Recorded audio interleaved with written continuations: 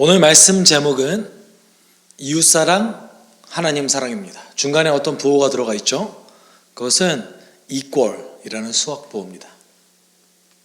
즉 이웃사랑과 하나님 사랑은 동일한 것이다. 다른 두 가지의 사랑을 이야기하는 것이 아니라 하나의 사랑을 이야기하는 것이다 라는 말인 것이죠. 오늘 본문은 사실 이 사랑을 얘기하고 있습니다. 그렇다면 왜, 어떻게 하나님 사랑과 이웃 사랑이 같을 수 있는지 우리 함께 나눴으면 좋겠습니다. 본문은 지난주 말씀에 연결되어서 36절과 아주 밀접한 관련이 있습니다. 36절 이렇게 얘기하고 있죠. 너희의 아버지께서 자비로우신 것 같이 너희도 자비로운 사람이 되어라. 아멘. 우리가 지난주 말씀에서 우리가 원수를 사랑해야 되는 이유가 무엇입니까? 하나님의 성품이 그러하기 때문에. 그렇기 때문에 우리는 원수를 사랑해야 된다라고 얘기했습니다. 그리고 하나님께서 우리에게 권면하시죠. 예수님이 우리에게 말씀하십니다. 자비로워져라. 아버지께서 자비로우시니까 너희도 자비로워라. 어떻게요? 오늘 본문인 거죠. 남을 심판하지 말아라. 남을 정죄하지 말아라. 남을 용서하라. 그리하면 하나님께서 우리를 어떻게 대해 주신대요? 그리하면 하나님께서도 너희를 심판하지 않을 것이다. 그리하면 하나님께서도 너희를 정죄하지 않으실 것이다. 그리하면 하나님께서도 너희를 용서하실 것이다 라고 본문은 얘기하고 있습니다. 그런데 우리가 조금 구체적으로 살펴볼 필요성이 있는데, 심판하다와 정죄하다가 어떻게 다를까요? 왜 비슷한 것 같은데 두 개의 말을 함께, 두 명령을 함께 하셨을까요? 정죄한다는 것은 누군가의 잘못을 비난하고 그 사람을 낮춰 잡는 것을 얘기합니다. 그래서 사단이 우리의 죄를 정죄한다 할 때 우리의 죄를 끄집어내고 너가 잘못했어 라고 모욕을 주듯이 우리를 이제 정죄한다라고 표현하죠. 영어 단어로는 condemn이라는 단어를 씁니다. 그리고 심판한다는 것은 마치 재판관이 옳고 그름을 판단하듯이, 유죄, 무죄를 판단하듯이 옳고 그름을 판단한다라는 의미를 갖고 있습니다. 그런데 보통 우리 삶 가운데에서는 이 심판과 정죄가 함께 이루어질 때가 많이 있어요. 그래서 저는 우리가 일반적으로 많이 사용하는 비판하다라는 말로 좀 바꿔서 쓰도록 하겠습니다. 여러분, 비판하지 말아라 라는 말은 윤리적으로 올바른 평가를 내리지 말라는 얘기가 아닙니다. 그럼 어떤 말일까요? 의도적으로 누군가의 잘못을 끄집어내고 그리고 그 사람의 그 잘못을 비난하는 행동, 그것을 얘기하는 것이죠. 타인의 생활 습관, 그리고 그 사람이 약간 느슨한 도덕적인 어떤 태도, 이런 것에 대해서 적대적으로 대하지 말라는 의미를 갖고 있습니다. 그 이유가 무엇일까요? 그 안에 교만함이 들어있기 때문에 그렇습니다. 사실 이와 같은 교훈은 유대교에서 많이 발견됩니다. 랍비 힐레는 이렇게 얘기했어요. 내가 이웃의 입장이 되기 이전에 내 이웃을 비판하지 말아라. 또 유대교 문헌에서는 이런 말들이 있어요. 내가 이웃에 대해 판단할 때 이웃의 방향으로 저울을 기울어지게 하라. 왜 이런 말을 했을까요? 기본적으로 우리는 이웃을 먼저 생각하기보다 우리 자신을 먼저 생각해서 남을 생각하거든요. 우리 기준으로 남을 판단하기 때문에 이런 얘기를 한 겁니다. 이런 얘기만 했을까요? 여러분, 38절에는 오히려 이렇게 얘기하고 있습니다. 남에게 주어라. 네. 그 전까지만 해도 뭔가를 어떤 거를 주는 의미가 아니었어요. 37절 어떤 거였어요? 정죄하지 말고, 판단하지 말고, 심판하지 말고, 그리고 용서하라. 어떤 내가 가지고 있는 무언가를 주는 게 아니었죠. 그런데 38절에 뭐라고 얘기해요? 남에게 주어라. 그리하면 하나님께서도 너희에게 주실 것이니 되를 누르고 흔들어서 넘치도록 후하게 되어서 너희 품에 안겨주실 것이다. 너희가 되질하여 주는 그 되로 너희에게 도로 되어서 주실 것이다. 사실 제 입장에서는 되어서 준다? 이게 뭔 말이지? 라는 생각이 듭니다. 사실 되지를 모르는 것이죠. 한국에서 되질한다는 것은 이런 겁니다. 어떤 용기에 쌀을 재어서 그 쌀을 주는 거죠. 한 말, 두 말 이렇게 주듯이. 그렇기 때문에 누가 되지를 하냐에 따라서 이득을 볼 수도 있고 손해를 볼 수도 있는 거예요. 고대 시절에 썼던 되질할 때 쓰던 용기가 바로 이런 용기입니다. 그런데 여기서 얘기하는 그 되질이라는 게 어떤 되질이냐면 일단은 3분의 1 정도의 곡식만 채우고 흔드는 거예요. 막 흔드는 거예요. 그래서 그 안에 빽빽하게 공간이 없이 곡식들이 다 들어갈 수 있게끔 하는 겁니다.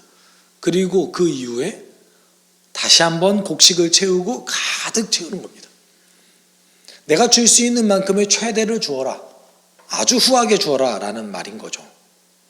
근데 우리가 여기서 주목해 볼 것이 있습니다. 37절과 38절을 통하여서 하나님의 그 약속과 하나님의 대응을 살펴볼 필요성이 있어요. 이 말은 정죄한 사람에게 내가 정죄하겠다는 얘기인 거고, 용서하지 않는 사람에게 나도 용서하지 않겠다. 심판하는 사람에게 나도 심판하겠다.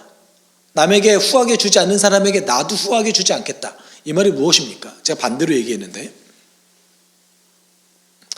이 말은 이웃에 대한 태도가 곧 하나님에 대한 태도다라는 이 뉘앙스를 띠고 있어요. 여러분, 내가 내 이웃을 용서하지 않았는데 왜 하나님께서 나를 용서하지 않으시죠? 이 말은 내가 이웃에 대한 어떤 태도를 가질 때에 그 태도가 곧 하나님에 향한 태도와 동일하다는 의미를 가지고 있습니다. 마태복음 25장에는요 양과 염소의 비유가 있습니다. 양은 하나님의 그 심판날에 하나님 오른편에 앉아서 함께 천국에 가는 사람들을 의미하고요, 염소는 심판받는 사람을 의미합니다. 그런데 마태복음 25장 35절 36절을 통하여서 예수님께서 양들에게 이렇게 얘기하십니다. 너희는 내가 줄일 때에 내게 먹을 것을 주었고 목마를 때에 마실 것을 주었으며 나그네로 있을 때에 영접하였고 헐벗었을 때에 입을 것을 주었고 병들었을 때에 돌보아 주었고 감옥에 갇혔을 때에 찾아주었다. 이 말을 들었던 양들이 뭐라고 얘기했냐면 제가 언제요? 제가 언제 주님께 그런 일을 했죠? 사실 양들 입장에서는 그런 거죠. 나보다 훨씬 더 가진 것도 많으시고 내 주인이신 분께 내가 어떻게 이런 거를 해줄 수 있지? 라고 반문하는 거예요. 그랬더니 그 주인이 예수님께서 또 이렇게 얘기하시죠. 내가 진정으로 너희에게 말한다. 너희가 여기 내 형제자매 가운데 지극히 보잘것없는 사람 하나에게 한 것이 곧 내게 한 것이다. 아멘. 여러분, 지금 예수님께서 무엇을 얘기하고 계십니까?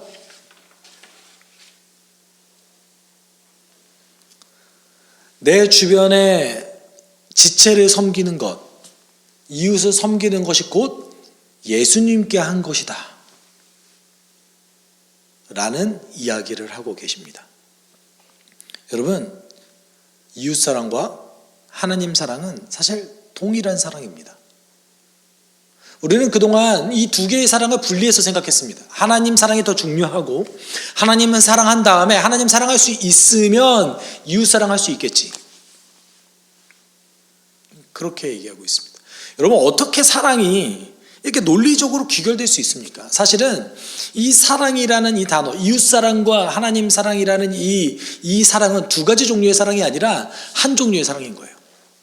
하나님이 주시는 그 사랑, 하나님을 닮아감으로 해서 우리에게 얻어지는 그 사랑, 그 사랑인 것이죠. 그 사랑이 우리에게 있으면 하나님도 사랑할 수 있고 이웃도 사랑할 수 있는 거예요. 다른 말로 하면 하나님을 사랑할 수 없으면 이웃도 사랑할 수 없고 이웃을 사랑할 수 없으면 하나님도 사랑할 수 없는 겁니다. 그런데 우리는 우리 스스로가 이 두 가지의 사랑이 다른 종류의 사랑이다라고 가정합니다. 성경은 그렇게 얘기하고 있지 않습니다. 성경은 하나님 사랑과 이웃 사랑은 하나님이 주시는 단 하나의 사랑으로 인해서 표출되는 것이라고 이야기하고 있습니다. 이 구절들을 통해서 몇몇 학자들은 예수님의 가르침에 바리새인들에 대한 비판이 사실 간접적으로 숨겨져 있다라고 이제 이야기하는 사람도 있습니다. 그런데 우리가 조금 깊이 고민해 볼 필요성이 있어요. 인간의 모든 지식은 비교를 통해서 얻어집니다. 비교하고 분석해서 나의 지식이 형성되는 것이죠. 또는 이 사람이 더 좋냐 나쁘냐, 더 나으냐, 더 낫지 않냐라는 것도 판단하는 기준이 뭡니까? 비교하는 거예요. 하도 우리가 그렇게 하다 보니까 그런 사고방식에 익숙한데, 여러분, 예수님은 누군가를 비판함으로 해서 자기 주장을 펼치지 않으셨어요. 이유는 그럴 필요성이 없으셨기 때문입니다. 예수님 그럴 필요성이 없어요. 예수님은 자기 스스로가 진리이기 때문에 누군가를 비판함으로 해서 자기의 주장이 옳다라고 주장하실 필요가 없습니다. 오늘 누가복음 말씀 속에서 이 말씀은 사실 제자들을 향한 것이지 바리새인을 비판하기 위한 것이 아닙니다. 바리새인들이 그렇게 하지 않으니까 내가 더 좋은 스승이고, 바리새인이 그렇게 하지 않으니까 그것은 잘못됐다라는 것을 지적하기 위해서 이 얘기를 하신 게 아닙니다. 오로지 예수님께서 진리를 선포하셨던 것뿐입니다. 여러분, 바리새인과의 그 논쟁들, 때때로 바리새인을 비판하셨던 그 예수님의 그 말씀들, 그것들은 그 바리새인과 직접적인 논쟁을 통하여서 얘기하셨던 것뿐이에요. 그것뿐입니다. 가장 지혜로운 말씀을 하셨던 것뿐입니다. 물론 바리새인들이 그것을 받아들이지 못해서 더 큰 논쟁으로 번졌지만 결과적으로는 그런 것이죠. 이어서 예수님은 주제를 살짝 전환하세요. 그러면서 39절에 이렇게 얘기하시죠. 예수께서 그들에게 비유 하나를 말씀하셨다. 눈먼 사람이 눈먼 사람을 인도할 수 있느냐? 둘이 다 구덩이에 빠지지 않겠느냐? 여러분, 사실 이것도 전에 얘기했던 그 비판하지 말라, 그것과 아주 밀접한 연관을 갖고 있습니다. 여러분, 눈먼 사람이 눈먼 사람을 인도할 수 있느냐라고 물어보는 전제는 여러분, 사실 생각해 보십시오. 이게 말이 안 되는 말이잖아요. 어떻게 눈먼 사람이 눈먼 사람을 인도할 수 있습니까? 그런데 여기서 인도하려고 하는 이 맹인은 자신이 눈먼 줄을 모르는 거예요. 자신을 눈먼 줄을 모르니까 누군가를 인도하려고 하는 것이죠. 그리고 이제 그렇게 맹인이 맹인을 인도하게 됐을 때 어떤 일이 벌어진대요? 둘 다 구덩이에 빠지게 된대요. 여기서 얘기하는 구덩이는 길 가다가 넘어지게 되는 그런 아주 작은 웅덩이를 얘기하는 게 아닙니다. 깊이 빠져서 심하게 다칠 수 있는 구덩이를 얘기합니다. 굳이 비유하자면 제 생각엔 다니엘이 갇혔던 그 사자굴, 보통 그 지역에서, 바벨론 지역에서 사자굴은 우리가 생각했던 그 동굴로 파놓는 것이 아니라 사람을 떨어뜨리는 그 굴이에요. 이 말을 다시 이제 우리 그 본문에 관련돼서 푼다면, 눈먼 사람이 눈먼 사람을 인도한다는 것은 자기 성찰이 안 된 사람이 누군가를 영적으로 인도하려고 하는 것, 이 행위를 얘기합니다. 그랬을 때 어떤 일이 벌어집니까? 인도하는 사람이나 인도받는 사람이나 둘 다 위험하다. 둘 다 위험하다. 예수님이 이렇게 얘기하시는 거예요. 그렇다면 이 말씀을 왜 하셨을까요? 40절 때문인 거죠. 본인이 눈먼 사람인지 알기 위해서 또는 본인의 영적 분별력을 키우기 위해서 누가 필요합니까? 스승이 필요합니다. 자기 성찰을 온전히 하기 위해서 우리의 롤모델이 필요합니다. 그래서 40절에 예수님이 이렇게 얘기하십니다.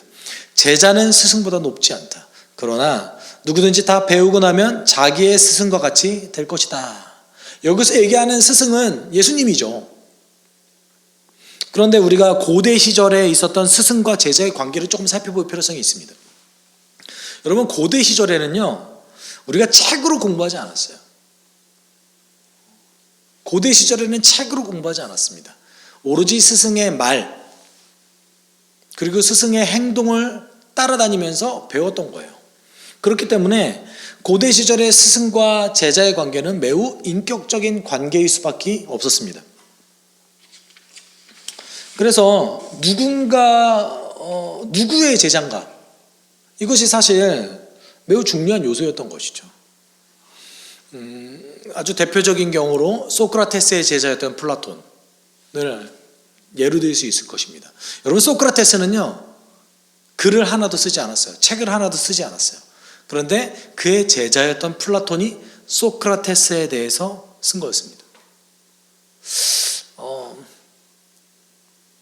가끔 전 그런 생각을 해요. 이게 진짜 소크라테스의 말인가? 아니면 플라톤의 말인가? 네, 아마 플라톤의 말도 많이 섞여 있었을 거예요. 그런데 제가 이 얘기를 왜 하냐면, 플라톤이 자신의 그런 철학적인 지식을 얻기 위해서 어떻게 했습니까? 소크라테스를 따라다니면서 그의 말과 행동을 배운 거예요. 여러분, 예수님의 제자들은 어땠습니까? 예수님을 따라다니면서 3년 동안 예수님의 말과 행동을 배운 거예요. 그러면서 예수님처럼 되어가는 걸 얘기하는 것이죠. 이랬을 때에 우리는 눈먼 자가 되지 않을 수 있는 거죠. 그리고 누군가를 비판하지 않을 수 있는 거죠. 자기 성찰을 할 수 있게 되는 겁니다. 그러면서 이제 결론적으로 예수님이 이렇게 얘기하십니다. 어찌하여 너는 남의 눈 속에 있는 티는 보면서 내 눈 속에 있는 들보는 깨닫지 못하느냐. 너는 내 눈 속에 있는 들보는 보지 못하면서 어떻게 남에게 친구야, 내가 내 눈 속에 있는 티를 빼내줄 테니 가만히 있어라 하고 말할 수 있겠느냐. 위선자야, 먼저 내 눈에서 들보를 빼내어라. 그리하여 그때에 내가 똑똑히 보게 되어서 남의 눈 속에 있는 티를 빼줄 수 있을 것이다. 41절 42절에 이렇게 말씀하십니다. 이 말씀은 사실 과장법이죠. 여러분, 티는 작은 나무 조각을 얘기합니다. 들보는 나무 기둥이에요. 눈 속에 안 들어가잖아요. 눈 속에 전혀 들어가지 않는 것을 과장해서 말씀하신 거죠. 그러면서 자기 성찰이 되지 않는 눈먼 자들에게 말씀하시는 거예요. 너의 눈에 있는 들보를 먼저 생각해라. 그런데 여러분, 저는 제 개인적인 건 해석입니다.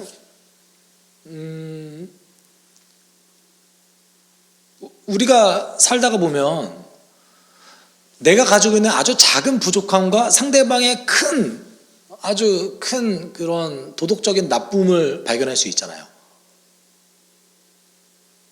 그러면은 내가 갖고 있는 거는 티가 되고 그 사람이 갖고 있는 건 들보입니까? 예를 들어서 저는 어쩌다가 거짓말을 해요. 저는 어쩌다가 잘못된 행동을 하는데 마음속으로만 이렇게 행동을 합니다. 그런데 제 주변에 어떤 한 친구는 매우 나쁜 짓을 해요. 사기도 치고 도덕적으로 매우 안 좋은 행동을 하고 공동체를 해치기도 하고 대놓고 욕도 막 하고. 그런데 그러면은 내가 갖고 있는 거는 들보가 되고 내가 갖고 있는 건 티가 되고 그 사람이 가지고 있는 건 들보가 되는 겁니까?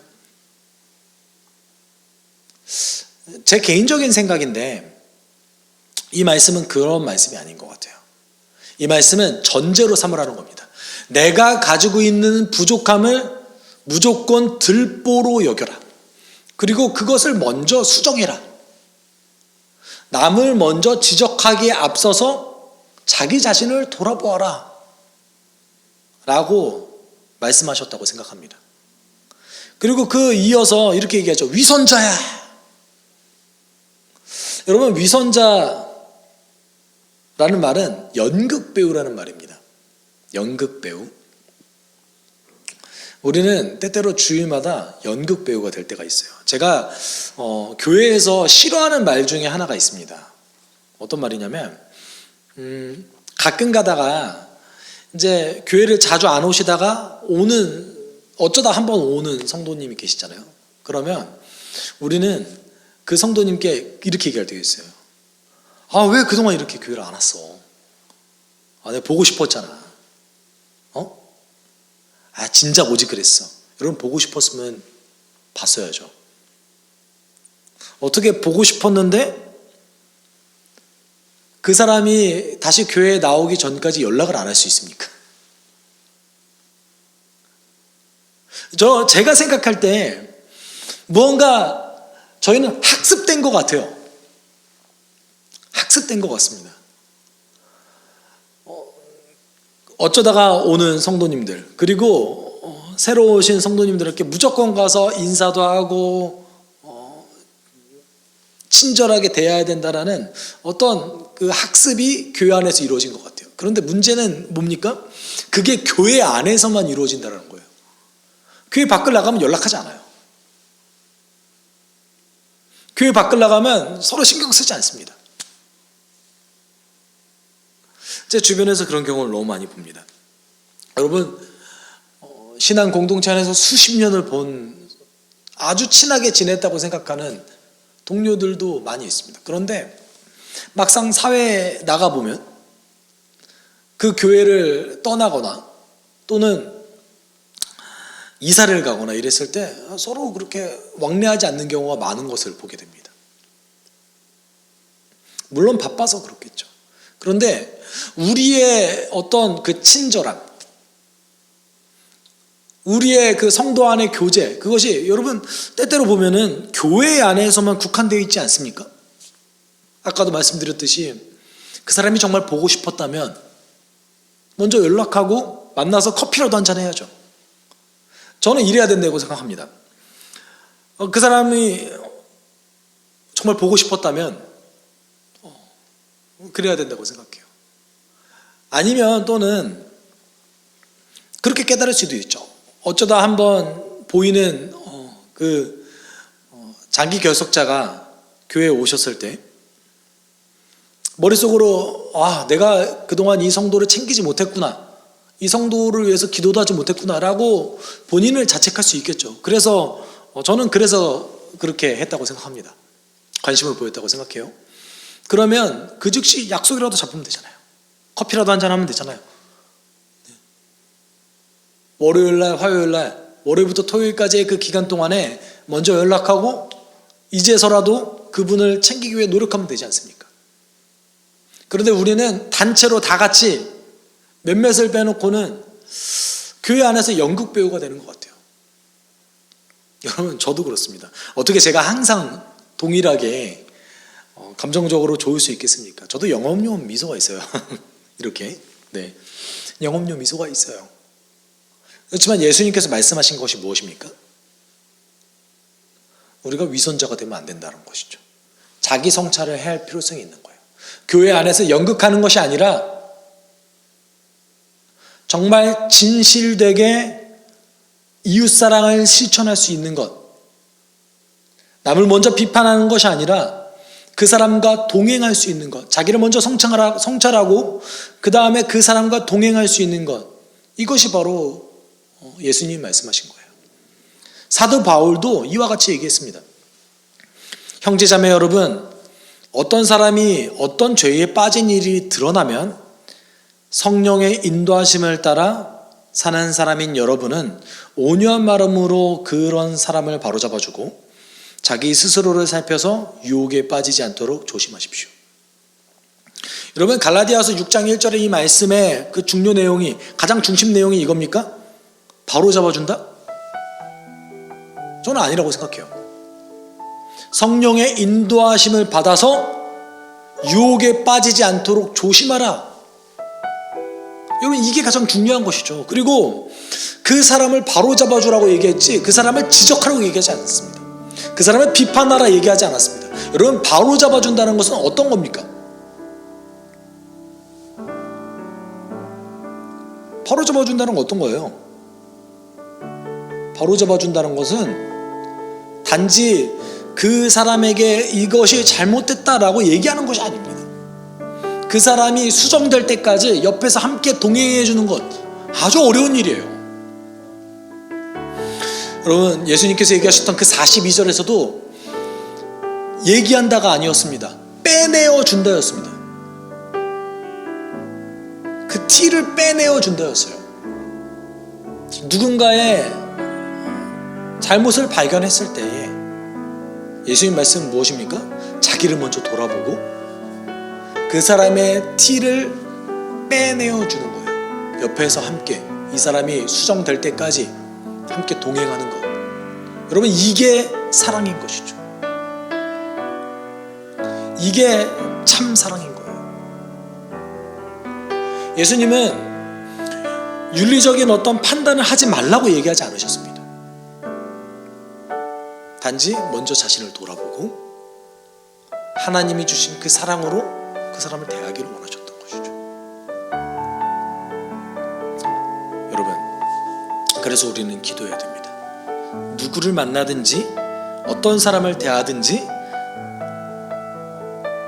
내가 마치 하나님께 나의 섬김과 헌신을 드리듯이 할 수 있도록 주님 도와주십시오. 여러분, 사랑한다는 것은 쉽지 않습니다. 하물며 나를 공격하고 또는 내 마음에 들지 않는 사람을 사랑한다는 것은 정말 어려운 얘기예요. 그렇지만 오늘 예수님께서 하신 말씀은 무엇입니까? 내가 그렇게 했을 때에 하나님께서 우리에게 상급을 주신다는 것이죠. 하나님을 사랑한다면 그렇게 할 수 있다는 겁니다. 지극히 작은 자 한 자에게 했던 그 행동이 결국 주님께 한 행동이었다. 이게 예수님 말씀이었습니다. 우리가 함께 기도했으면 좋겠습니다. 우리가 함께 기도할 때 하나님, 우리가 먼저 자기를 돌아보고 그리고 내 이웃을 향하여서 섬기게 해주는 도와주십시오. 누구를 만나든 하나님 사랑하듯이 이웃을 사랑하게 주님 나를 도와주십시오. 예수님 주신 그 사랑으로 나를 채워주셔서 이웃을 사랑하기를 하나님 사랑하듯이 하게 주님 도와주십시오. 우리가 함께 지금 이 순간 기도하도록 하겠습니다. 사랑 많으신 하나님 아버지 감사합니다. 우리 가운데 주님께서 지켜주신 그 은혜가 가득함을 믿습니다. 주님